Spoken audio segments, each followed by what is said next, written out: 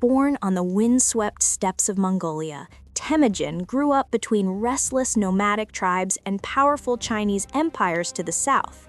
Life on the steppe relied on horses, herds, and the bow. Clans fought over grazing lands, and alliances shifted as quickly as the seasons. To the south, Chinese dynasties feared and needed the nomads, trading with them for horses and furs, hiring them as mercenaries, yet building walls to keep them out. This world of tension shaped Temujin's destiny. He did not appear as an inexplicable scourge from nowhere. He emerged from long cycles of tribal unification and collapse, from a frontier where trade, raiding, and diplomacy were intertwined. In this harsh land of opportunity and danger, a boy from a minor clan would rise to dominate the steppe and then transform the map of Eurasia. Temujin's early life was marked by hardship. Born near Lake Baikal in the 1160s, he came from the Borjigan clan, not among the most powerful on the steppe. According to legend, he was born clutching a clot of blood, a sign of future destiny. But fortune soon turned. His father, Yasuge, was poisoned by enemies when Temujin was still a boy. Their clan, led by rivals, abandoned his mother Halin and her children as burdens. Forced into poverty, they survived by gathering roots, fishing, and hunting small animals, far from the feasts of roasted mutton enjoyed by wealthier nomads. Yet even in misery, Temujin showed a magnetism that drew others. A captor who saw fierceness in his eyes spared him. A young man named Boruchu left his own family to support him. These scattered loyalties formed the first fragile core of his future power. Temujin's fortunes changed through marriage and revenge. His father had arranged a betrothal with Borte of the Ongierat, and despite his family's low status, Temujin claimed her as his wife. This union offered him both emotional strength and crucial alliances. But old feuds soon resurfaced. The Merkit tribe remembered that Yasuge had once stolen Heilun from one of their men. To avenge that insult, Merkit raiders struck Temujin's camp, seizing Borte and disappearing into the northern forests.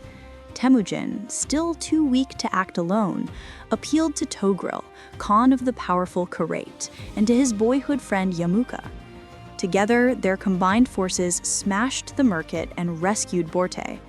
The raid showed the steppe that Temujin could summon allies, plan campaigns, and turn personal tragedy into an opportunity for wider influence across Mongolia. From these struggles, a pattern of calculated ruthlessness emerged. When allied Jurchen nobles opportunistically plundered Temujin's camp in his absence, he later destroyed their leadership, seizing their people and herds. Against the Tatars, ancient enemies of his clan, he waged near extermination, reportedly ordering the killing of all males above the height of a cart axle. Surviving children and commoners were folded into Mongol ranks. This violence was not random cruelty. Temujin aimed to shatter rival aristocracies and erase old clan loyalties that could spawn rebellion. Instead of following their native princes, warriors would now follow him personally. He rewarded merit and loyalty with shares of booty and command, regardless of birth. Step by step, he replaced a fragmented world of feuding tribes with a new principle: obedience to a single war leader who promised victory and spoils. The greatest internal challenge came from Jamuka, Temujin's former Anda or sworn brother. Alarmed by Temujin's innovations and rising power, Jamuka rallied conservative tribal princes who feared losing their privileges. Their friendship collapsed, perhaps over a dispute about camp placement, but really over competing visions of authority. Jamuka championed the old aristocratic order. Temujin promoted men for loyalty and skill. The steppe split into two camps, each watching which side fortune would favor. Jamuka won at least one major battle, brutally punishing captured warriors, which horrified many and drove defectors to Temujin. Over time, coalition after coalition against Temujin fell apart. Togrul, swayed by intrigue and his son's ambitions, turned on Temujin and was destroyed with the Kariat. The western Naiman kingdom followed. Finally, Jamuka himself was captured and executed, leaving Temujin unchallenged master of Mongolia. In 1206, a great Kurultai, or tribal assembly, was held near the Onon River.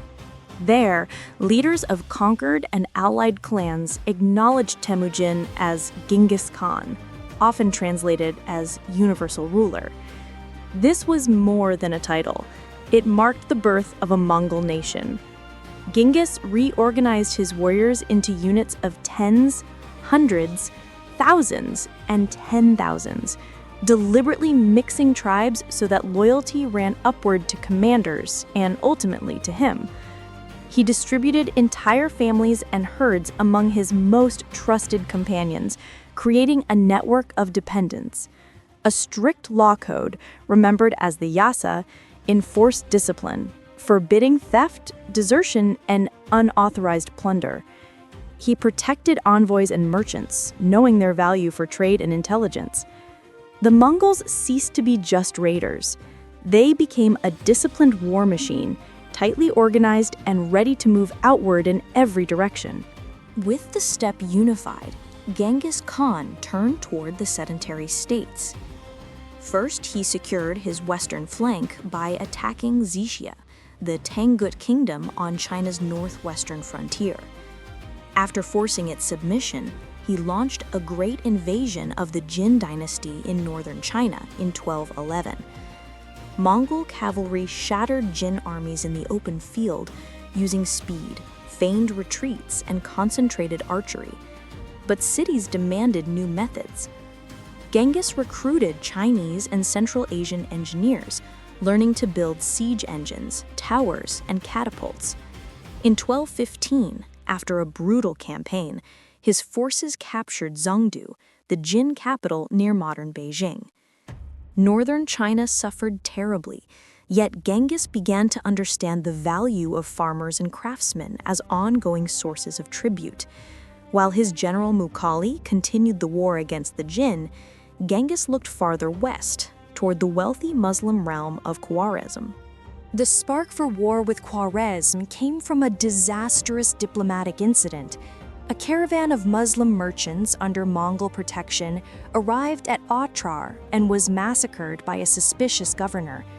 Genghis sent envoys demanding justice from the Khwarezm Shah, who responded by killing one ambassador and humiliating the others.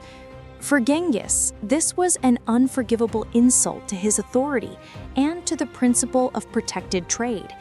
In 1219, he launched a massive invasion into Central Asia. Splitting his forces with precise coordination, he struck at Bukhara, Samarkand, and other key cities. Mongol tactics mixed terror and negotiation.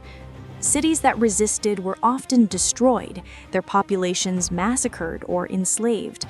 Those that opened their gates sometimes survived. Irrigation systems and farmlands were devastated in the fighting. The Khwarezm Shah fled west, dying in exile, while the Mongols' brutal reputation spread across the Islamic world. After Khwarezm's collapse, Mongol detachments raided into the Caucasus and the Russian steppe, testing distant frontiers. At the same time, Genghis Khan wrestled with the problem of ruling a vast, multi-ethnic empire. Captured Nayman officials and scholars from China and the Islamic world introduced him to writing and record-keeping. The Mongol language was adapted to script. Taxes, decrees, and censuses began to be recorded. Skilled artisans and craftsmen were resettled where their talents were most needed. Religious figures, Muslim, Buddhist, Nestorian Christian, and Taoist, were generally tolerated so long as they accepted Mongol authority. The Taoist sage Changchun traveled from northern China to meet Genghis on the steppe, discussing longevity and spiritual matters. Though his empire was forged in blood, Genghis increasingly relied on administration and information, not just arrows and fire, to maintain control over his conquests. In his final years, Genghis Khan turned once more toward China to punish Xizia for wavering loyalty. Despite his age, he personally led a harsh campaign against the Tangut Kingdom, besieging its cities and demanding total submission. During this war, in 1227, he died, whether from illness, a fall from his horse, or a wound is uncertain. His body was carried back toward Mongolia, its burial place kept secret according to custom. Before his death, he named his third son Odide as Great Khan and ordered his other sons to obey him, preserving unity. By then, his armies had conquered territory from near Beijing to the Caspian Sea and had already raided into Russia and Persia. His heirs would expand even farther, but the framework, disciplined cavalry, loyal commanders, and a vision of empire was his. Genghis Khan had reshaped the heart of Eurasia forever.